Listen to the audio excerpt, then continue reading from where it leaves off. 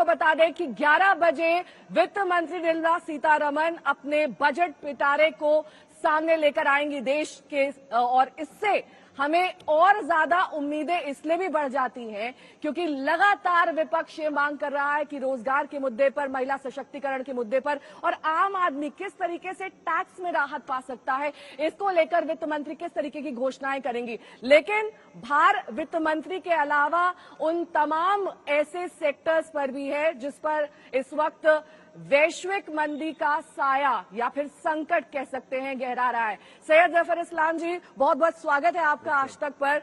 क्योंकि चुनाव हो चुके हैं, ऐसे में लोक लुभावन बजट का तो प्रेशर नहीं रहता है, लेकिन फिजिकल प्रूडेंस का प्रेशर जरूर वित्त मंत्री पर रहता है और तमाम ऐसे अन्य आम जनता से जुड़े मुद्दे जिसमें मिडिल क्लास को टैक्स छूट से लेकर महिला सशक्तिकरण और साथ ही अब रोजगार को लेकर किस तरीके से विपक्ष आप पर हमलावर है, हावी है।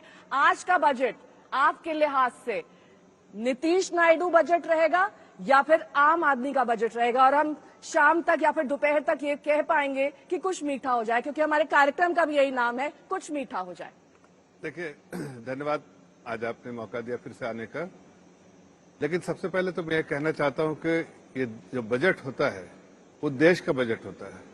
किसी पॉलिटिकल पार्टी जैसे आप नीतीश नायडू या किसी जो हमारे जो दल है जो हमारे साथ है, हमारे अलायंस पार्टनर है, उनके लिए नहीं होता है। ये देश के हित में होता है, देशवासियों के हित में होता है, जिससे देश की प्रगति हो, देशवासियों को उसका फायदा मिले। तो मुझे लगता है कि आज जो पिछले 10 सालों में और 11 सालों में जो हमारे 10 साल से हमने पॉलिसी मेजर्स लिए, स्ट्रक्चरल रिफॉर्म्स किए, जिस तरह से इकोनॉमी को हमने एक चरमराती इकोनॉमी को इतना स्ट्रांग इकोनॉमी बनाया, अब वक्त है थोड़ा, शायद मुझे लगता है कि और भी कुछ ऐसे पिछले 10 सालों में हमने आम लोगों के लिए काम किया है।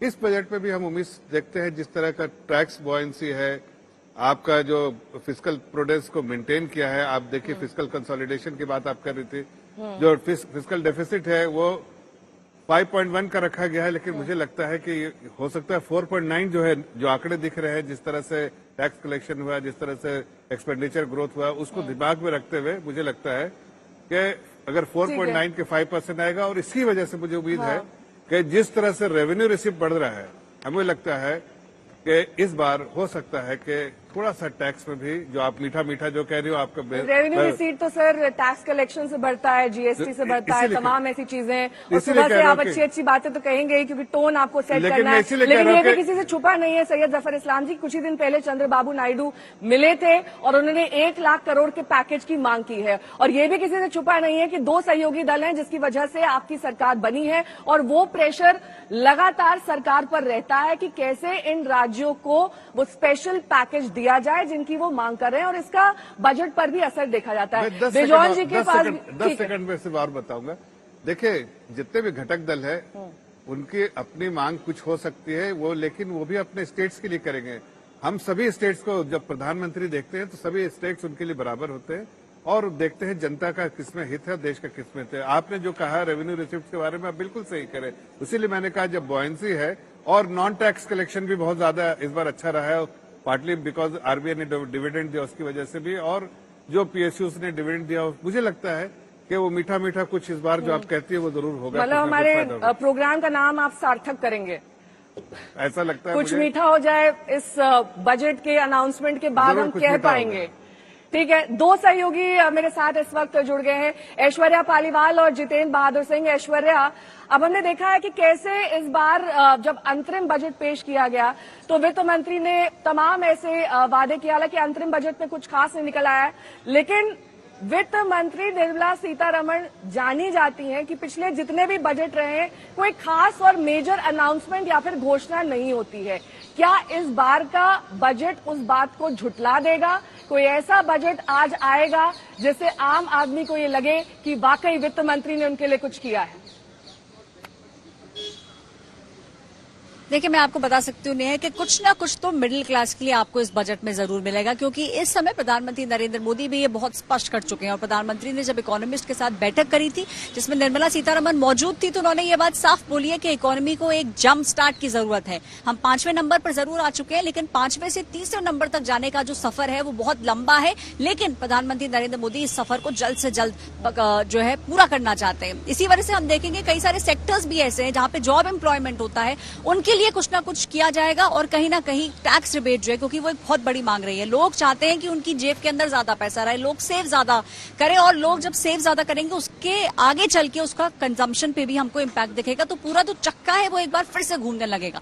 देखिए, डेटा जो है सरकार द्वारा जो डेटा दिया जाता है उससे कहीं ना कहीं ये समझ आता है कि हमारी इकोनॉमी अच्छा कर रही है, लेकिन इसको बहुत अच्छा करने की जरूरत है और वो पॉलिसीज के थ्रू ही होगा। तो सरकार इस मामले में बहुत क्लियर है कि कुछ ऐसे सेक्टर्स हैं जिनको पुश देने की जरूरत है और टैक्स रिबेट देने की जरूरत है, ताकि जो मिडिल क्लास है, कहीं ना कहीं शिकायत रही है कि मिडिल क्लास के लिए कुछ नहीं होता है, तो वो हमें इस बजट में नया जरूर देखने को मिलेगा। साथ ही ऐश्वर्या 11 बजे वो टैबलेट भी दिखाई देने लगेगा जिससे वित्त मंत्री का पिटारा इस बजट का खुलेगा। पहले बही खाता होता था, उसे टैबलेट ने रिप्लेस कर दिया क्योंकि डिजिटल इंडिया का स्वर और ज्यादा बुलंद हो गया। ऐसे में हलवा सेरेमनी तो हमने देखी, क्या वाकई आज हम कुछ मीठा खा पाएंगे? वित्त मंत्री कुछ ऐसी घोषणाएं करेंगी? क्योंकि एक बहुत बड़ा दबाव, खासतौर पर जब आम चुनाव हो जाते हैं उसके बाद एक पॉपुलिस्ट बजट की उम्मीद कम ही रहती है, क्योंकि हो गया चुनाव, आ गए वोट, जो भी रिजल्ट आना था वो आ गया। अब ऐसे में बजट से क्या उम्मीद करे आम आदमी, क्योंकि उसने तो वोट डाल दिया था जिसको डालना है। दबाव हालांकि वित्त मंत्री पर हर साल ही होता है, लेकिन आज कुछ स्पेशल पैकेज, कोई स्पेशल घोषणा, कुछ ऐसा जो हम शाम तक ये कह पाएं कि हाँ वाकई आज के बजट में हमें ये हासिल हुआ।